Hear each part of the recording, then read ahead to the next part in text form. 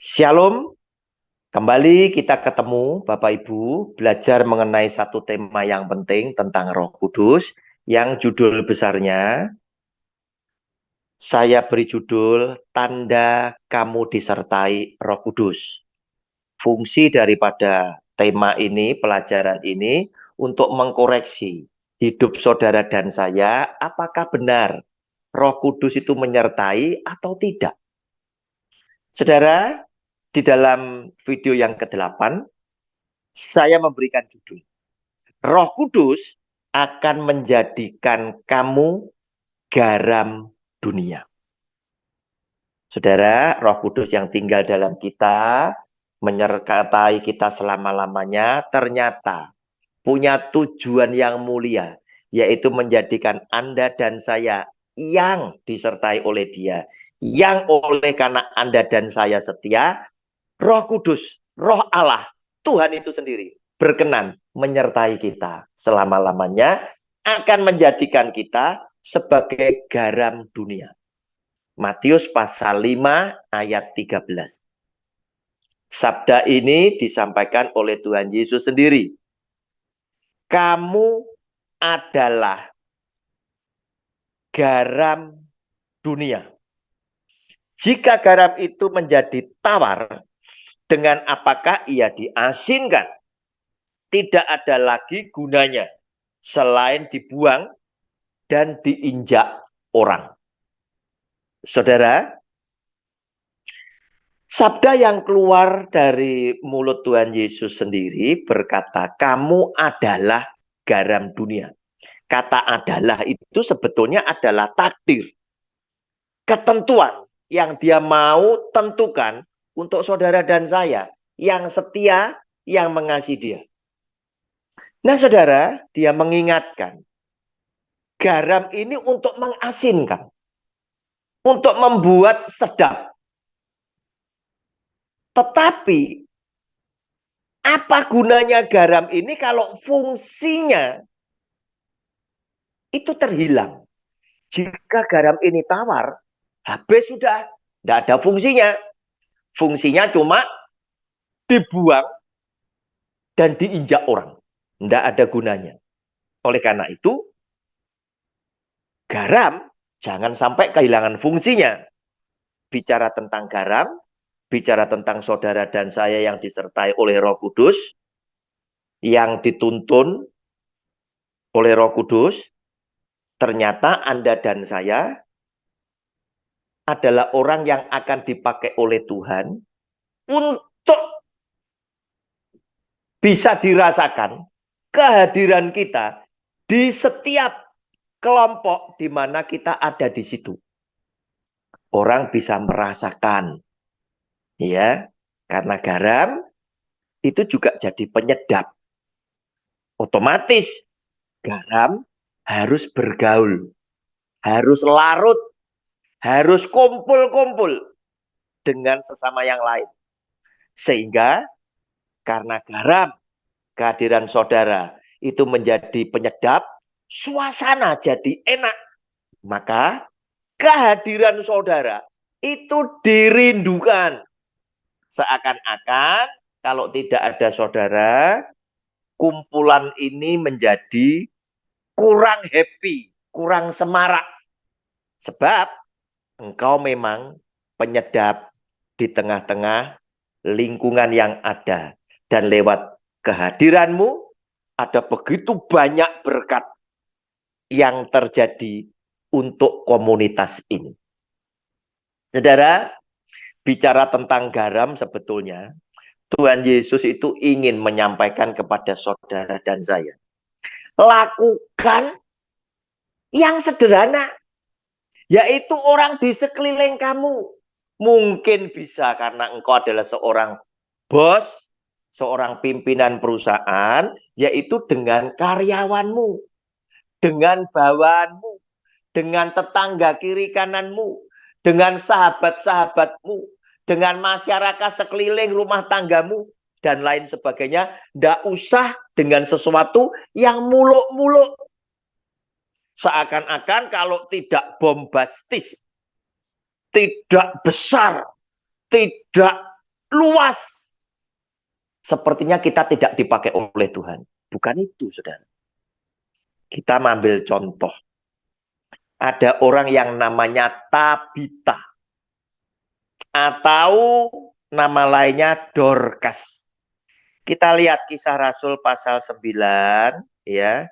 Kisah Rasul pasal 9 ayat 36 sampai dengan 43. Di Yope ada seorang murid perempuan bernama Tabita. Dalam bahasa Yunani, Dorcas. Perempuan itu banyak sekali berbuat baik dan memberi sedekah. Tetapi pada waktu itu ia sakit lalu meninggal. Dan setelah dimandikan, mayatnya dibaringkan di ruang atas. Lida dekat Yope, ketika murid-murid mendengar bahwa Petrus ada di Lida, mereka menyuruh 2 orang kepadanya dengan permintaan, segeralah datang ke tempat kami. Maka berkemaslah Petrus dan berangkat bersama-sama dengan mereka. Setelah sampai di sana, ia dibawa ke ruang atas dan semua janda datang berdiri dekatnya dan sambil menangis. Mereka menunjukkan kepadanya semua baju dan pakaian yang dibuat Dorcas waktu ia masih hidup. Tetapi Petrus menyuruh mereka semua keluar. Lalu ia berlutut dan berdoa. Kemudian ia berpaling ke mayat itu dan berkata, Tabita, bangkitlah. Lalu Tabita membuka matanya dan ketika melihat Petrus, ia bangun lalu duduk. Petrus memegang tangannya dan membantu dia berdiri. Kemudian ia memanggil orang-orang kudus beserta janda-janda. Lalu menunjukkan kepada mereka bahwa perempuan itu hidup. Peristiwa itu tersiar di seluruh Yope dan banyak orang menjadi percaya kepada Tuhan. Kemudian daripada itu, Petrus tinggal beberapa hari di Yope di rumah seorang yang bernama Simon, seorang penyamak kulit. Saudara yang dikasih oleh Tuhan, apa yang dilakukan oleh Tabita atau Dorcas tadi? Dia tidak melakukan yang besar. Dia tidak melakukan yang bombastis. Dia tidak melakukan pelayanan yang luas. Walaupun ada perintah, beritakanlah firman Tuhan ini sampai ke ujung bumi. Nah, maksudnya Tuhan itu bukan ini dibebankan kepada 1 atau 2 orang saja. Tetapi dibebankan kepada semua murid. Di tempat di mana kamu tinggal, kamu jadi berkat. Kamu jadi terang. Kamu jadi garam. Di tempat di mana kamu tinggal, kamu jadi berkat. Kamu jadi terang. Kamu jadi garam. Terus sampai ke ujung bumi. Sama seperti para rasul. Tidak memberitakan semua kepada dunia. Tetapi di daerah kerja masing-masing. Nyambung terus. Nah, saudara, yang dilakukan oleh Tabita atau Dorcas adalah hal yang sederhana. Dia adalah anak Tuhan yang saleh, yang penuh belas kasihan. Karena dia diberkati oleh Tuhan, dia suka memberikan sedekah. Dia suka memperhatikan janda-janda, orang-orang miskin, yang menjadi komunitas daripada Dorcas itu sendiri. Dia pandai membuat baju, membuat pakaian. Dia punya sarana, dia punya keahlian, dia punya duit. Dia beri orang-orang yang memerlukan. Sehingga ini menimbulkan kesan yang begitu dalam. Dorcas menjadi garam dunia di tengah-tengah mereka. Saudara, Dorcas sakit, Dorcas mati. Apa yang terjadi? Mereka merindukan kehadiran Dorcas. Mereka merasa kehilangan Dorcas. Dan mereka menunjukkan kepada Rasul Petrus. Ini loh baju yang dibuat oleh Dorcas. Ini loh pakaian yang dibuat oleh Dorcas. Dan diberikan untuk kami-kami ini. Ingin menunjukkan betapa Dorcas kehadirannya penting buat mereka, dan mereka adalah orang-orang miskin yang menerima taburan budi baik dari Dorcas yang mereka tidak bisa membalasnya. Dan saudara, yang dilakukan sederhana hanya untuk lingkungannya, tetapi berkatnya luar biasa yang Tuhan Yesus sediakan. Lewat Petrus, Tuhan mengabulkan doanya, Dorcas dibangkitkan kembali, hidup kembali. Saudara, perbuatlah hal-hal yang sederhana untuk orang-orang miskin. Karena doa-doa orang miskin itu suka didengar oleh Tuhan. Mengapa?